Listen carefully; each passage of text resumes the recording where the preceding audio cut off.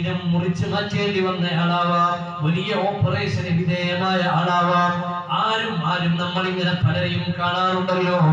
അങ്ങനെ നിങ്ങൾ ഒരു രോഗിയെ കണ്ടാൽ ഫഖാൽ, ആ സമയത്ത് അവൻ പറഞ്ഞാൽ അൽഹംദുലില്ലാഹ്,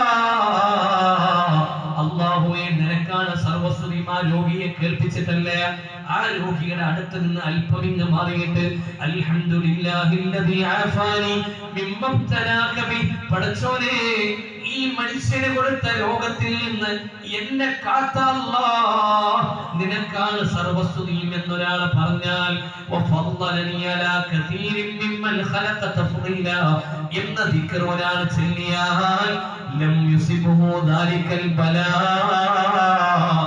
ആ രോഗം ഇത് ചൊല്ലിയ വ്യക്തിക്ക് വരില്ല. മുഹമ്മദ് മുസ്തഫ